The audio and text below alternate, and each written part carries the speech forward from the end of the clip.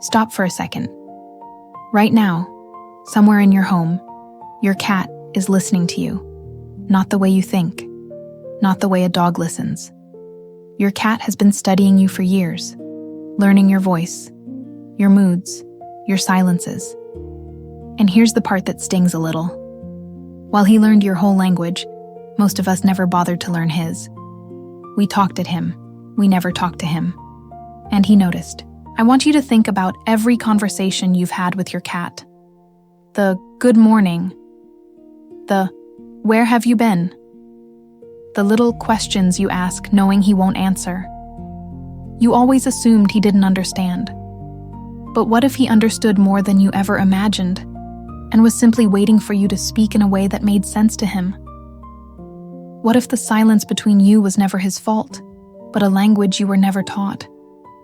Because here's the truth almost nobody tells you. Cats do communicate back, every single day, with their eyes, their tails, their slow blinks, the angle of their ears. They've been answering you this whole time. You just didn't know the words. It's like standing next to someone speaking a foreign tongue, both of you reaching, both of you missing. And the saddest part is how close you've been to understanding without ever crossing that line. If you're past 40, you probably remember a time before everyone treated pets like furry children. Cats were independent, mysterious. We respected the distance. But somewhere along the way, science caught up with what some of us always suspected. Your cat isn't aloof. He's selective. He chooses who he speaks to. And if he chose you, that means something. The question is whether you've been listening or just hearing. Let me ask you something honestly. Has your cat ever stared at you from across the room, holding your gaze, and you felt like he wanted to say something? That feeling wasn't your imagination. That was a message, a real one. And most people break that moment without realizing it. They look away. They speak too loud. They reach too fast.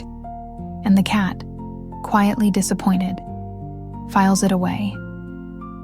He remembers. They always remember. The way you've been talking to your cat your whole life might be the very thing pushing him away in small, invisible ways. Not because you don't love him.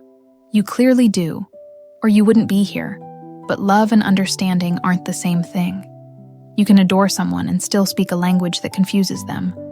And for years, that's exactly what's been happening between you and the animal sleeping a few feet away. I'm not here to make you feel guilty. I'm here because there's a better way, and once you learn it, something shifts. Cats who seemed distant suddenly seek you out. Cats who hid start sitting closer. The relationship changes, not overnight, but steadily, the way trust always builds. And it starts with understanding one simple thing. Your cat is constantly talking. You've just been waiting for the wrong kind of answer. Dogs bark. Dogs demand. Dogs wear their hearts loud and open. Cats are different. A cat communicates in whispers, in the smallest gestures, in things so subtle you've trained yourself to ignore them. A flick of the tail, a pause before entering a room, the way he turns his head when you say his name. These aren't random. They're sentences. And by the end of this, you'll start reading them like you never have. There's a reason your cat does that slow, lazy blink at you sometimes. There's a reason he meows at you, but almost never at other cats. There's a reason he brings you things, follows you to certain rooms, and ignores you in others. None of it is random. All of it is communication, shaped specifically for you, by an animal who decided long ago that you were worth talking to. We just have to teach you how to answer. So stay with me. Because over the next several minutes, I'm going to show you exactly how your cat speaks, what he's been trying to tell you, and the right way to talk back so he finally understands. Some of this will surprise you. Some of it might explain things you've wondered about for years. And by the end, you may look at the small creature beside you and realize he's been waiting a very long time for this. Let's start with the sound everyone thinks they understand, the meow. You hear it every day, and you probably assume it's just how cats talk. But here's something that surprises most people. Adult cats almost never meow at each other. In the wild, a grown cat is nearly silent around other cats. So who taught them to meow? You did. We did. The meow is a language cats invented specifically for humans. Think about that for a moment. Your cat developed an entire vocal system aimed at one species. Us. Kittens meow to their mothers, yes. But as they grow, that fades among cats. Yet with you, it never stops. Because somewhere in their long history beside us, cats learned that we respond to sound. We're noisy creatures. So they met us halfway, building a bridge of little voices just to reach the people they live with, and it gets more personal than that. Studies have shown cats develop different meows for different owners. Your cat's "feed me" sounds different from the neighbor's cat's "feed me." He tailored his voice to you specifically. The pitch, the length, the urgency. He learned which sounds get your attention and which ones you ignore. In a way, your cat has been quietly running experiments on you for his entire life. So when your cat meows, the first question isn't, "What does this mean?" It's, "What is he asking from me?" Because nearly every meow directed at a human is a request. Food, attention, a door opened, a lap to sit on. Cats don't meow to fill silence the way we chatter. They meow with purpose. And once you understand that every meow is a question, you stop hearing noise and start hearing someone trying to reach you. But the meow is only the surface. The real conversation, the deep one, happens in sounds most people never even register. The chirp, the trill, that rolling little sound a cat makes when it walks toward you, almost like a question with a smile in it. That sound is reserved for affection and greeting. Mother cats use it to call their kittens. So when your cat trills at you, he's speaking to you like family. Then there's the purr, and this one runs deeper than you've been told. Yes, cats purr when content, but cats also purr when frightened, when in pain, even when dying. The purr isn't just happiness. It's a self-soothing frequency, a vibration that calms their own body and, scientists believe, helps them heal. So when your cat purrs against your chest, sometimes he's happy. And sometimes he's asking you to stay close. Have you ever heard your cat make that strange chattering sound at a bird through the window? That rapid clicking of the jaw? For years, people called it excitement, frustration, the thrill of the hunt. But there's a theory that's harder to forget. Some researchers believe the cat is mimicking the bird's call, a tiny predator rehearsing a sound it can't quite make, betraying just how focused that little mind really is. Now here's where it turns. Because while you've been listening for words, your cat has been speaking mostly without sound at all. The vast majority of feline communication is silent. It lives in the body. The tail, the ears, the eyes, the whiskers, even the way he holds his spine. Sound is the small part. The body is the language. And this is exactly where most loving owners have been missing the conversation entirely. Picture your cat walking toward you with his tail straight up, the very tip curled like a little hook. People walk right past this without noticing. But that raised tail is one of the clearest, warmest things a cat can say. It means trust. It means comfort. It means, "I'm glad you're here." A cat does not raise his tail to someone he fears. So if your cat greets you that way, understand what you've earned. Now flip it. A tail tucked low or swishing hard and fast is a different message entirely.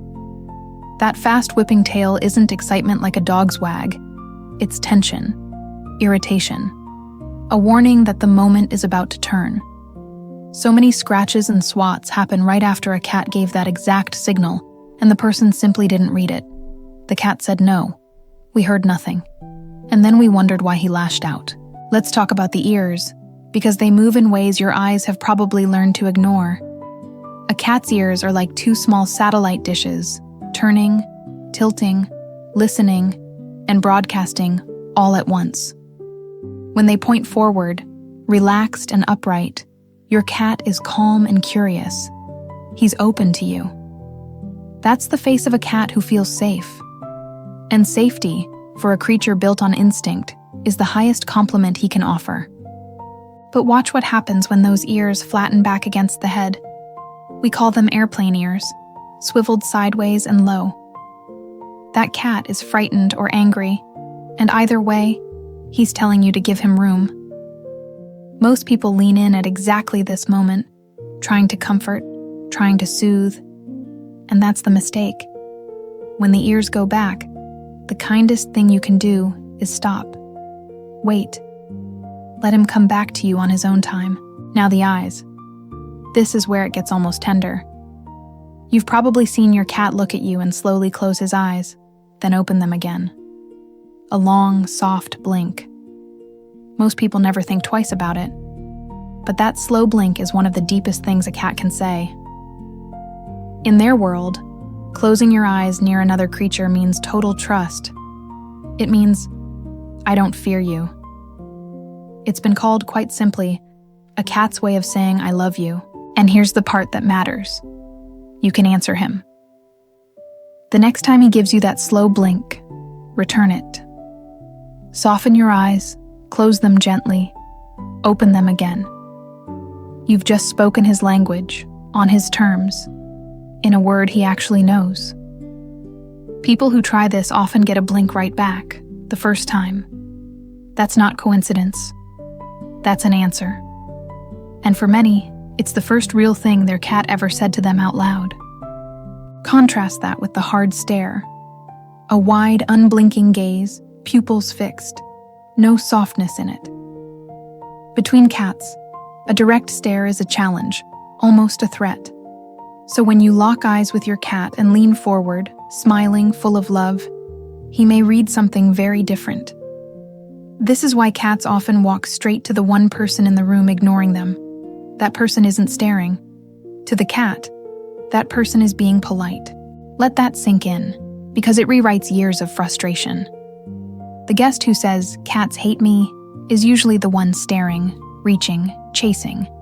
And the cat, reading threat after threat, keeps its distance. Meanwhile, the quiet, indifferent person becomes the cat's favorite.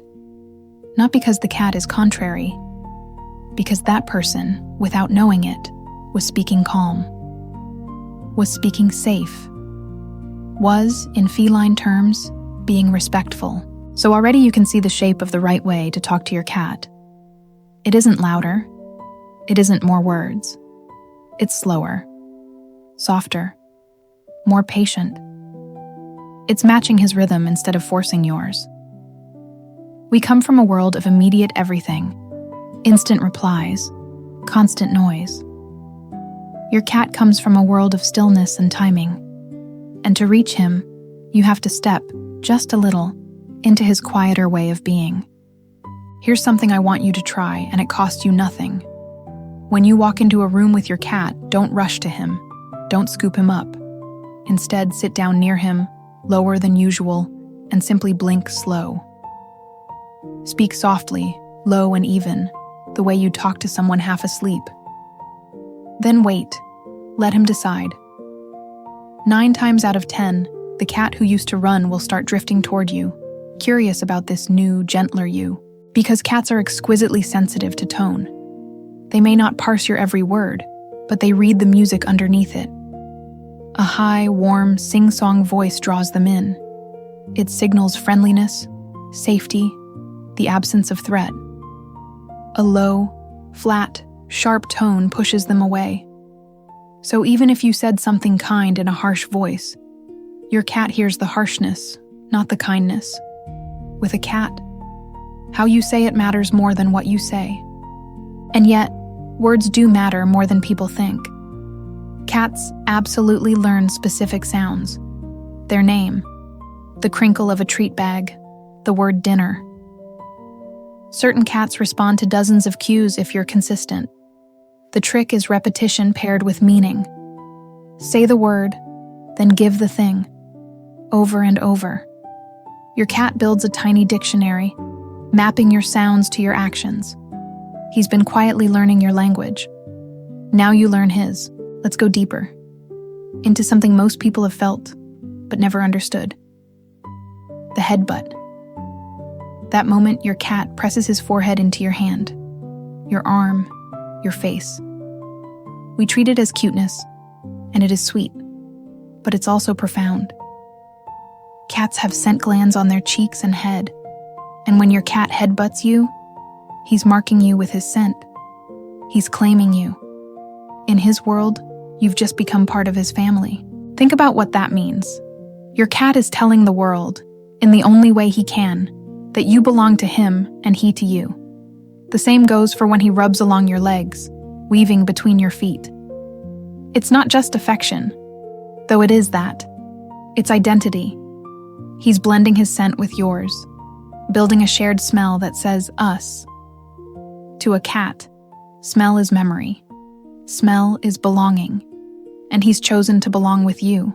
This is why a cat may seem upset when you come home smelling like another animal, or after a long trip. You've changed. The shared scent has faded.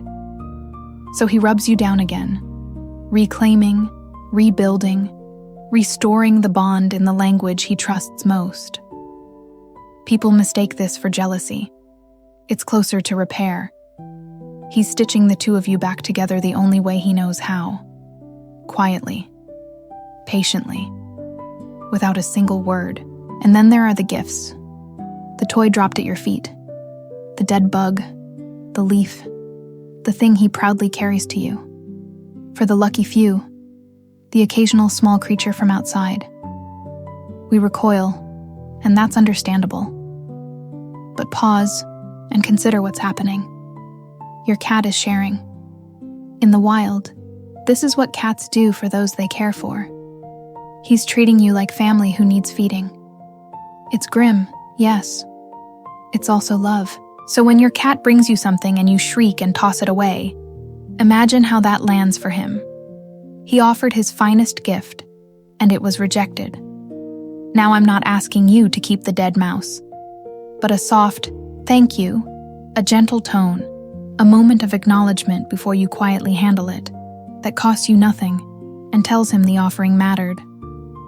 Even our smallest courtesies are heard in a language he understands. Here's a question that haunts a lot of cat owners. Why does my cat ignore me sometimes? You call, and he looks away. You reach, and he leaves. It feels personal, even hurtful. But research has shown something fascinating. Cats absolutely recognize their owner's voice and know when they're being called. They simply choose how to respond. That's not rejection. That's autonomy. Your cat answers you on his terms, not on command. And that, for those of us past 40, might be the most relatable thing about them. Cats don't perform for approval. They don't fake enthusiasm. When a cat shows you affection, it's real, because nothing forces him to. A dog may love you because loving is his nature. A cat loves you because he decided to. There's a weight to that, an honesty. In a world full of performance, the cat's affection is almost startlingly true. So when your cat does come, when he chooses your lap over the whole quiet house, understand the size of that choice. He had every option and picked you. That slow walk across the room, that settling weight against your body, that's not habit. That's a decision, made fresh, every single time. And once you start seeing it that way, the ordinary moments with your cat begin to feel like something closer to being chosen. Now let's correct one of the most common mistakes loving owners make: overwhelming the cat with affection. You see him, your heart swells, you grab him, hold him, kiss him, squeeze him, and he squirms, struggles, finally bolts. Then you feel rejected. But he wasn't rejecting you. He was overwhelmed. Cats love in measured doses, on a schedule they control. Too much, too fast, and even the most loving cat needs to escape. The right way is almost the opposite of instinct. Offer, don't impose. Extend a hand and let him come to it. Pet him in short sessions and stop before he wants you to. Strange as it sounds, the cat who's left wanting a little more comes back sooner. Withhold just slightly, and you become something he seeks rather than something he endures. The secret to a cat who adores you is often learning when to gently pull back. There's a place on every cat that tells you almost everything. The belly. When your cat rolls over and exposes that soft stomach, most people see an invitation. They reach right in for a rub and get a fast paw full of claws for the trouble. But the exposed belly was never a request to be touched. It's a display of trust. The most vulnerable part of his body, shown only when he feels completely safe with you. So the belly is a message that says, I trust you, not rub me here. A few cats do enjoy belly rubs, but most are simply showing you how secure they feel. The right response isn't your hand on his stomach. It's recognizing the gift for what it is. A slow blink, a soft word, maybe a gentle scratch somewhere he actually likes. The cheeks, the chin, the base of the ears. Honor the trust without abusing it, and the trust deepens. Speaking of where to touch, this matters more than people realize. Cats have favorite zones and forbidden ones. The cheeks, where those scent glands live. Under the chin, along the cheeks toward the ears. These are the places a cat marks the world with. So your touch there feels natural, even pleasurable. The base of the tail, for many cats. But the belly, the paws, the back legs, those are guarded for most. Touch wisely, and watch the response as you go, because the cat is narrating the whole time. If he leans into your hand, pushes his face up, that's yes, more. If the skin twitches, the tail starts flicking, the ears shift back, that's enough now. This is a real conversation happening through your fingertips. Most people pet right past the warning signs, lost in their own enjoyment. The cat said stop 3 sentences ago. We just weren't reading. Let me show you your cat at night, because it explains a lot. You've seen it. The dead sprint down the hallway at dawn. The paw slowly pushing a glass off the counter at 3 a.m, eyes locked on yours. We call it madness. It isn't. Cats are built to hunt at first light and last light, dawn and dusk. That midnight chaos is an ancient clock ticking inside a hunter we asked to live in a quiet human house. Once you understand that clock, a lot of the friction makes sense, and so does the fix. A cat who hunts in the dark needs an outlet. Play with him in the evening, really play, with a wand toy, a feather, something he can stalk and pounce and capture. Let him catch it. Let him win. End with a small meal. You're completing the ancient cycle. Hunt, then feast, then sleep. And a satisfied hunter finally lets you rest through the night. This is the heart of what I want you to take away.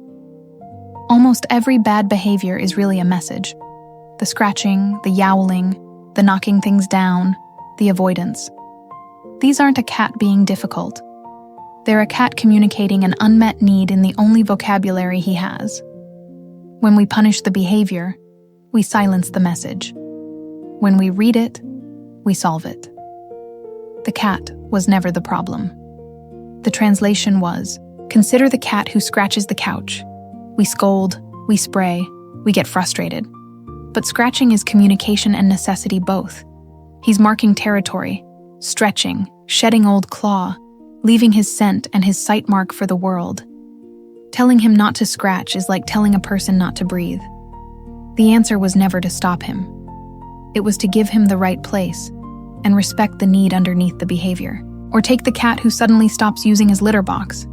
We read it as spite, as getting even, as the cat acting out. But cats don't do revenge. That's a human story we paint over them. A cat avoiding the box is almost always reporting something.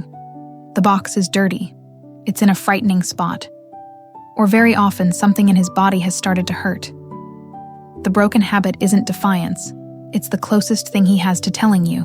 And this is why learning your cat's language isn't just about closeness. Sometimes it's about life itself. Cats are masters at hiding pain. In the wild, weakness invites death, so they conceal it to the very end. The owner who truly reads her cat notices the small shifts first. Less grooming, a new hiding spot, a change in voice. Those quiet signals caught early are sometimes the difference between a scare and a tragedy. Let's talk about the cat who hides, because this one breaks a lot of hearts. You adopt a cat, you're full of love, and he vanishes under the bed for days. You feel like a failure. You wonder if he'll ever trust you. But hiding isn't rejection. It's a frightened creature doing exactly what kept his ancestors alive. Retreating to safety, watching, waiting, deciding on his own timeline whether this new world can be trusted. The worst thing you can do is drag him out. Reach under that bed, pull him into the open, and you've confirmed his deepest fear, that you can't be trusted. The right way is patience, the hardest thing for a loving heart. Sit nearby, speak softly, leave food, read a book aloud in a low, easy voice. Become a safe, predictable presence, and let him approach. Trust earned this way is slow, but it's the kind that lasts. I've heard people say it took weeks, even months, before a shy cat finally crept onto their lap. And every one of them says the same thing. It was worth the wait. Because a cat who chooses to trust you after being afraid gives you something a confident cat never could. He shows you that you changed his mind, that your patience rewrote his fear. There's a quiet pride in being the person a frightened animal finally believed in. Now, I want to address the people who live with more than one cat, because the conversation gets richer and more complicated. Cats have an entire silent language among themselves, layered with hierarchy, history, and negotiation. The slow approach, the averted gaze, the careful sharing of space and time. Watch your cats together and you'll see diplomacy unfolding, treaties signed and broken, all without a single sound we'd notice. Two cats grooming each other isn't just hygiene. It's bonding, trust, the building of an alliance. Two cats sleeping pressed together are family in the truest feline sense. But two cats with a stiff, frozen stare between them, that's tension, a standoff you'd miss if you weren't looking. When you learn to read it, your living room becomes a stage of quiet drama you never knew was playing out right in front of you. And here's something tender about multi-cat homes. Your cats often communicate with you as a group, each in his own dialect. One may be the talker, meowing for all of them. One may be the silent watcher, speaking only in slow blinks from across the room. Learning each cat's personal language, the way you'd learn the quirks of different family members, is how you go from simply housing cats to truly living among them. Here's a moment you've lived. You're sick, or worn down, or quietly upset. And the cat who ignores you half the day suddenly appears, sits close, watches, maybe leans his weight into you. People ask if cats really sense our moods. The honest answer is that they read us constantly, the tone, the posture, the smell of a bad day. He may not know the reason, but he knows the weather in the room has changed. He won't try to fix you. He doesn't know how, and he doesn't pretend to. He just stays. No advice, no fuss, no leaving. For those of us who've lived long enough to learn that company can matter more than answers, there's something in that worth noticing. The cat offers the one thing he has, which is his presence. He sits in the hard hour beside you and asks for nothing. He simply decides not to go. This is the bond people underestimate when they call cats cold. The cat who waits by the door. The cat who sleeps only where your scent lingers. The cat who finds you in a house full of rooms and chooses, again, to be near you. None of that is the behavior of an indifferent animal. That's devotion, expressed in a dialect of small, quiet gestures by a creature who simply loves differently than we were taught to expect. And maybe that's the lesson hiding underneath all of this. We spent so long expecting cats to love like dogs, loudly, obviously, on demand, that we missed the love that was right in front of us. Subtle, chosen, honest. The slow blink across the room, the weight settling onto your lap at the end of a long day. He was speaking to you the whole time. We just needed someone to finally teach us how to listen. So let's put it all together now, into the right way to actually talk to your cat day to day. Start with your voice. Keep it soft, warm, a little higher than your normal tone. Cats respond to that gentle sing-song register the way kittens respond to their mothers. Drop the sharp commands. Drop the frustrated yelling, which only frightens and confuses. Speak to him the way you'd speak to someone you didn't want to startle. Next, use his name often and pair it with good things. His name, then a treat. His name, then a soft stroke. His name, then dinner. You're teaching him that the sound of his name means something pleasant is coming. Over time, he turns toward it, comes to it, lights up at it. So many cats seem to ignore their names simply because the name was only ever used in scolding. Make the name a promise, not a warning. You already know the slow blink by now, so make it ordinary between you. Not a trick you pull out, but a habit, something you do in passing a dozen times a day. Catch his eye across the room, soften, blink, move on. You're not performing affection. You're just leaving the word lying around the house where he'll keep finding it. Said often enough, quietly enough, it stops being a gesture and becomes the climate you live in together. Then learn to read before you reach. Before you touch your cat, take 1 second to check the signals. Ears forward, body relaxed, tail easy. That's a yes. Ears back, tail twitching, body tense. That's a not now. Honoring that 1 second pause will spare you scratches and spare him stress. And slowly he learns something precious. That you listen. That with you, no always means no. And nothing builds trust like being understood. Build rituals, because cats live and breathe on predictability. Greet him the same way each morning. Play at the same time each evening. Feed on a rhythm he can count on. In a world that feels chaotic to a small animal, you become the steady thing, the reliable presence. And a cat who can predict you is a cat who can relax around you. Routine to a cat is its own quiet form of love letter, written in repetition, and give him the gift most owners forget, the gift of being left alone sometimes. Don't chase, don't crowd, don't demand affection on your schedule. Let him have his perch, his hiding spot, his hours of solitude. Paradoxically, the cat given room to retreat is the cat who returns most freely. Respect his independence, and he repays you with closeness. Smother it, and he spends his life looking for the exit. Now, if you've stayed with me this far, all the way to this point in our conversation, I want to ask you something simple. Take a second and subscribe to the channel, and come spend a little time with us each day. We make these videos for people exactly like you. People who didn't just want a pet, but wanted to truly understand the small life sharing their home.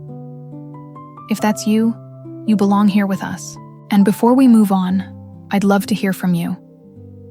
In the comments, tell me about your cat, his name, his strangest habit, that one thing he does that you've never quite understood.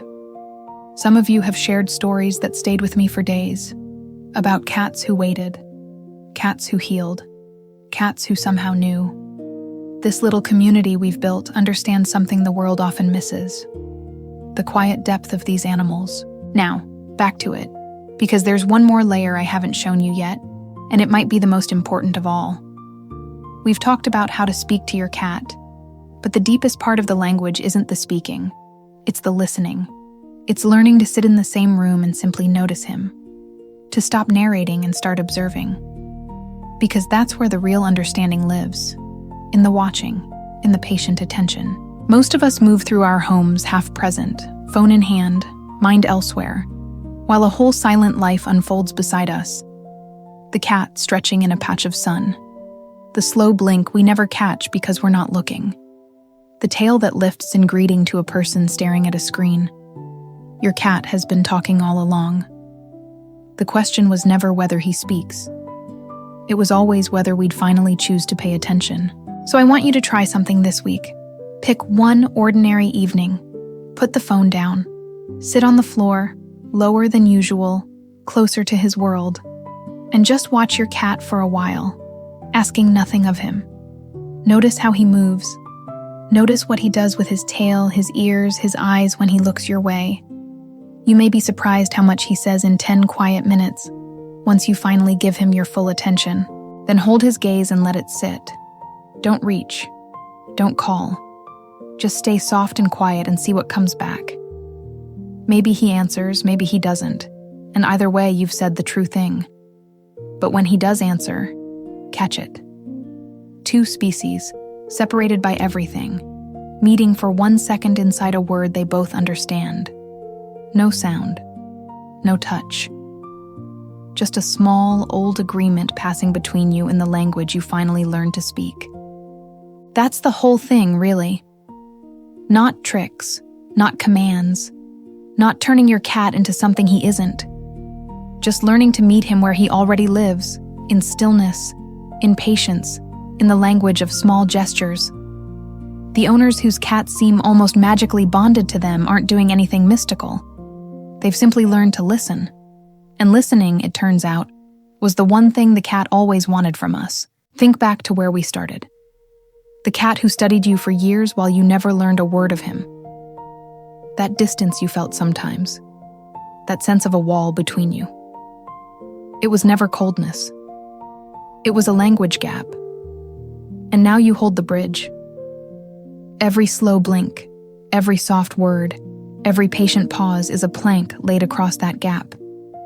And a cat will walk that bridge toward you, given time, every single time. Some of you watching have lived with cats for decades. And I suspect, even now, you've recognized a few things you wish you'd known years ago. A signal you missed. A gift you brushed away. A moment a cat reached for you and you didn't know how to reach back. Be gentle with yourself about that. You loved them the best you knew how. And the beautiful thing about cats is that they're remarkably willing to begin again, because that's the quiet mercy of these creatures.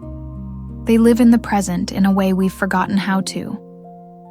Whatever you missed yesterday, the cat in your home tonight is ready to be understood now. The slow blink works tonight. The soft voice works tonight. The patient pause works tonight. It's never too late to learn the language of someone who's been waiting, patiently, for you to simply turn and finally see him. So tonight, when the house goes still and he finds his way to you, the way he always does, look at him a little differently. See the trust in the exposed belly. Hear the love in the trill. Read the devotion in the weight settling against your side. He's been telling you who he is all along, in 1,000 small and silent ways. And now, at last, you have the words to understand what he's saying. If this gave you even one new way to see the small creature beside you, do something for me, and for the people in your life. Share this video with 5 people who love their cats. The friend whose cat hides. The neighbor who swears her cat hates her.